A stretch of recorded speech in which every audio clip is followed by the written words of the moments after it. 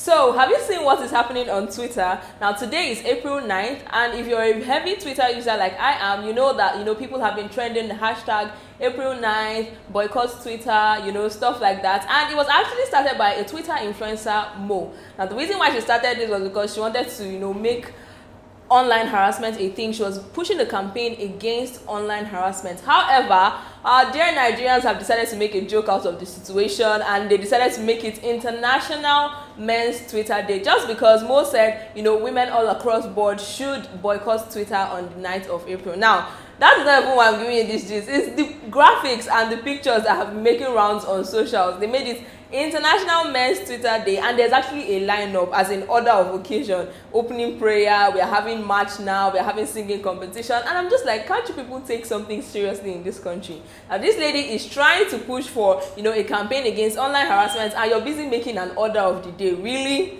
Is that what we are going to do now? Anyway, welcome to Unplug, where we give you all the gist on everything that is happening in the country, Nigeria, and outside. We give you the 9 years on entertainment gist. Following up with your favorite reality TV stars, movie stars, music stars, and we also give you the gist on sports, global news like I mentioned earlier, and just everything in between.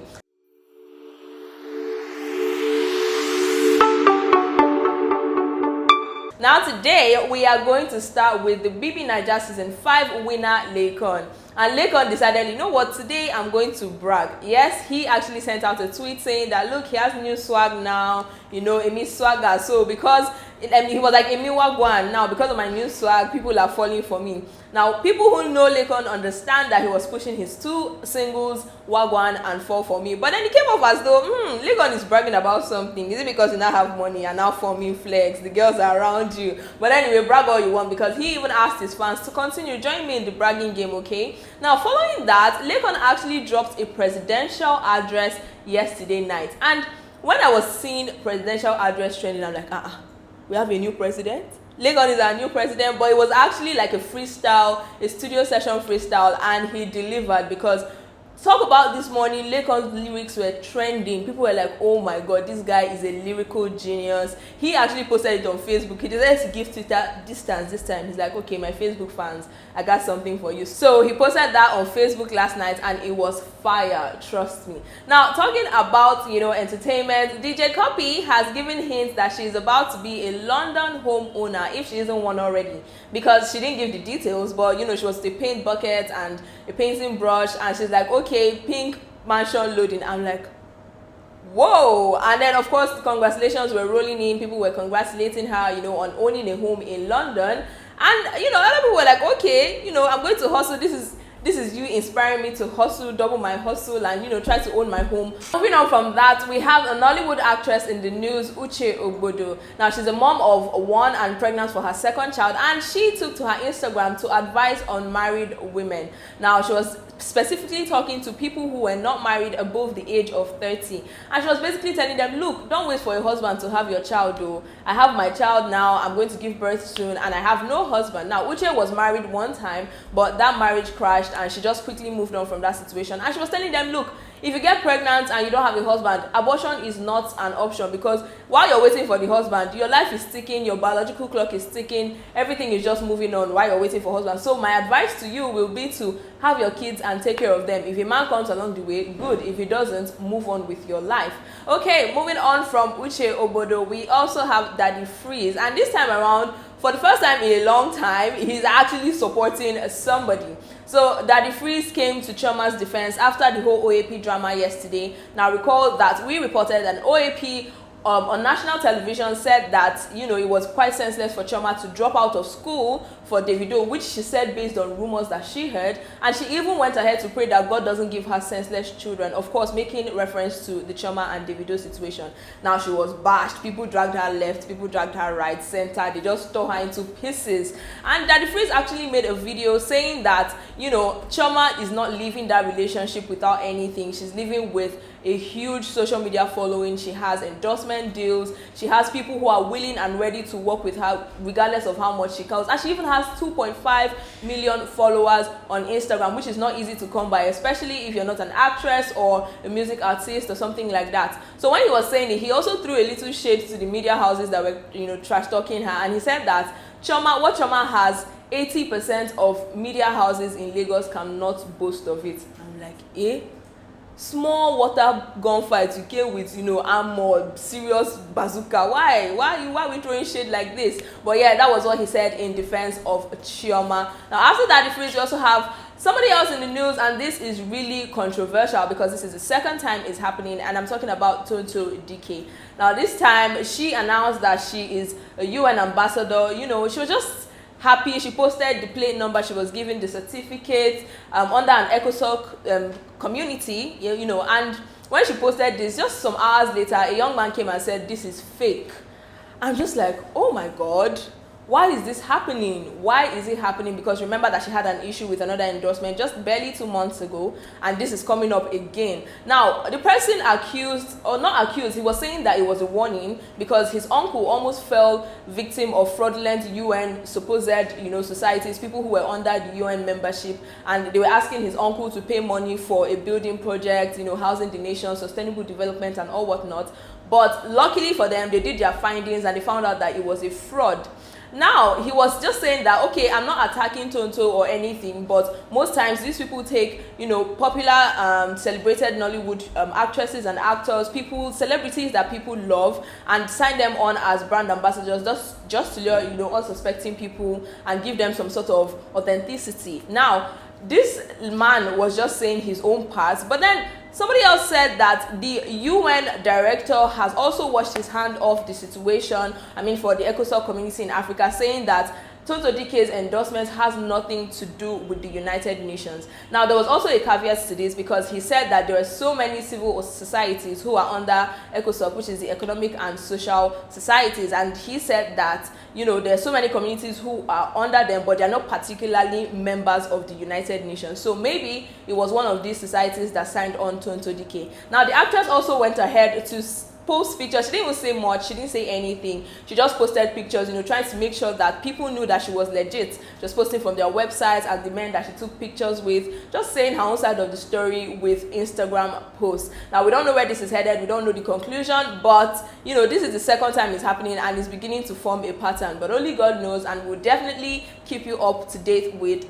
the updates, of course. Now, let's move on from Tonto Dike to talk about Toyin Lawani. And this time around, it's sad news because she announced the loss of her dad yesterday. She posted it on Instagram, and it was really sad because in her caption, she said that he drew his last breath in her presence. She went on to, encourage people to just try their best to be kind, because you don't really know what people are going through on a daily basis. So just the little you can do is to be kind to the next person. She didn't give details of when he passed or the circumstance surrounding his death, but she just asked her followers to pray, and of course our thoughts and prayers are with her and her family in this trying time.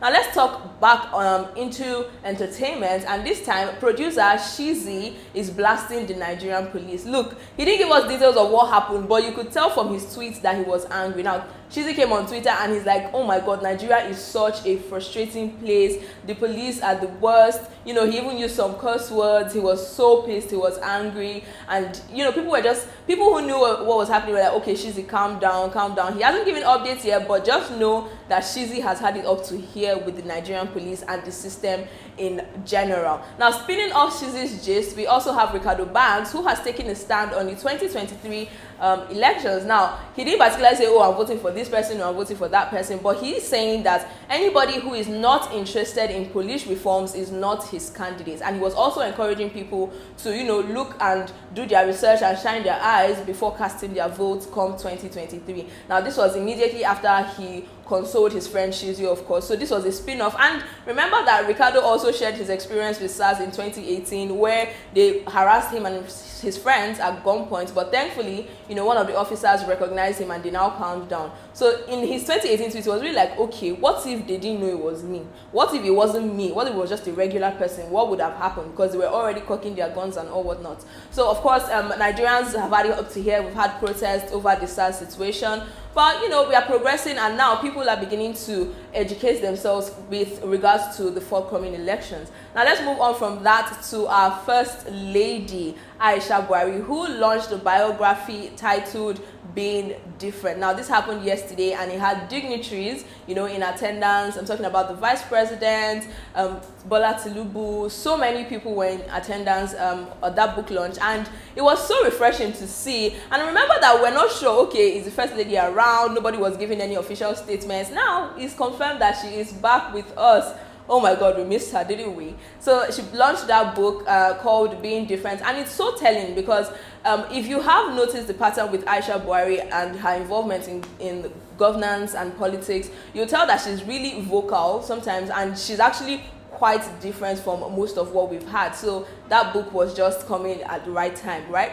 Now, moving on to more national news, the Imo State security crisis is still happening. And, the governor made a strong statement, that is Hope Uzodinma. He said that a former governor is behind these attacks. And he didn't mention any names, of course, we've had a range of former governors in Imo State, but he was very, very convinced that a former governor was behind the attacks. And then still on that issue, the DSS claimed that they gave intelligence reports to the Imo State government and the police 3 times before this attack happened.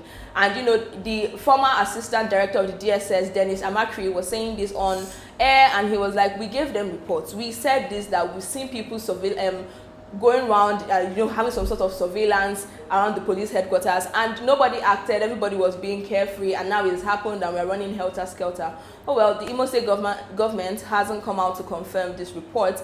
And then, still on the security situation in Imo State, a king, a community ruler whose name is Charles Urebu, has been kidnapped alongside members of his cabinet, 7 chiefs actually, and some members of his family. Now, he's the community leader of Umueze in Abombise local government area, and unknown gunmen, just took him, bundled him, 7 chiefs and his family. And then people are obviously in fear now, especially those of them in the community, because if these people can have access to our king, to our traditional ruler, then what is going to happen to those of us that are just living our lives without any protection whatsoever? People are asking serious questions and hoping that the security officials take immediate action, proactive action, to prevent more cases like this. Now, let's move on from the national news to some global news, and this one is concerning the 2021 Olympics, and North Korea is pulling out of the Tokyo Olympics. And the reason, of course, is, based on fear, coronavirus, are we going to have a spike again?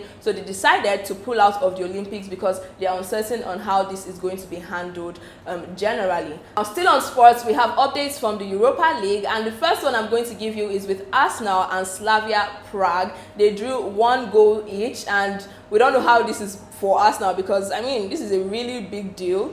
And then with Manchester United and Granada, they were beating 2 goals from Manchester United, and then Granada had 0. So there we have it, the updates on sports and the updates on everything that has been happening around us in Nigeria and even outside the country. Thank you so much for joining me on this episode of Unplug. It was fun giving you these updates, and I hope that you had so much fun receiving them as well. And until next time, this is brought to you by Every NG, and my name is Judith. Bye.